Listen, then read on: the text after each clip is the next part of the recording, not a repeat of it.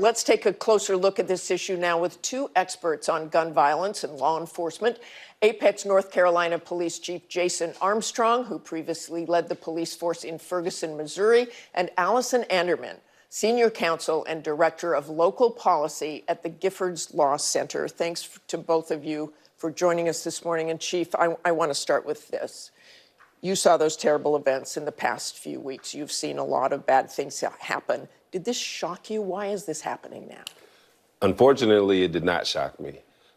We've seen a lot of violence across the country, especially coming out of the pandemic. We've seen an uptick in gun violence. And with everything that we've seen, it's just more and more people are on edge. More and more people are fearful of things happening to them. And we see, unfortunately, more and more people are quicker to resort to gun violence as opposed to trying to work out whatever issue they're dealing with. And Allison, you track state firearm safety and legislation. Are there laws on the book? We mentioned Stand Your Ground, and you have Conceal Carry that contribute to this? Unfortunately, yes. We know that Stand Your Ground laws, which upend centuries of common law on self-defense and allow people to carry guns outside of the home and really take another life, even if they could have retreated safely from a confrontation, are increasing numbers of justifiable and unjustifiable homicides. And Chief, do you see the Stand Your Ground law making a difference? Are people aware of it? Is it in their mind all the time? From what I've seen, I don't think a lot of people are aware of it until there's an incident that happens where it becomes a topic of discussion.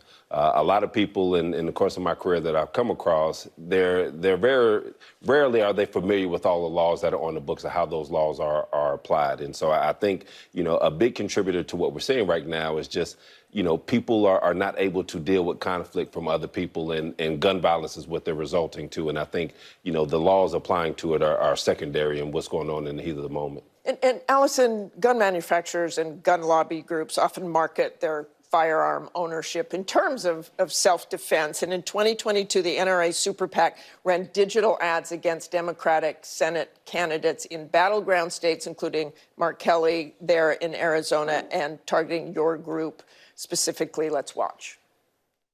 Kelly co-founded a radical gun control group promoting anti-gun liberals across the country, making Arizona less safe. Don't be left defenseless. Dr. Oz is committed to keeping our community safe. Protect your family. Violent crime is out of control. It's time for a change, Nevada. Defend your right to self-defense. Your reaction to that? I think there is a narrative in this country being pushed by the gun industry and certain legislators that a person needs to be armed in public at all times to be safe, that they have a constitutional right to shoot someone at the slightest provocation. And to Chief Armstrong's point, they may not know about Stand Your Ground laws specifically, but they certainly hear the messaging in the press and in political campaigns that I think are enabling this violence.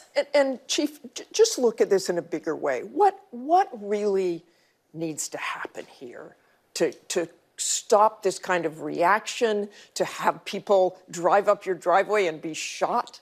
What do you see as the solution there? What do you tell the people of Apex, North Carolina?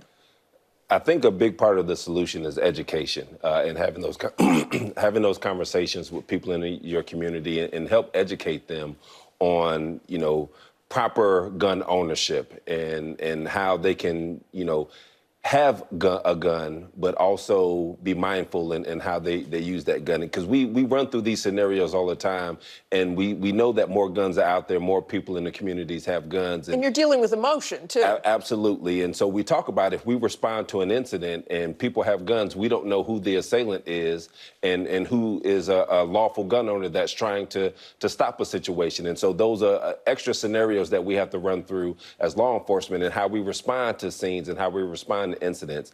And so the more conversations that we can have on the front end with people in our community and help educate them, on proper gun ownership and what the laws say and how they apply, I think is how we'll see some better end results in some of these situations. Thanks so much, and thanks both of you for joining us this morning. A very complicated issue.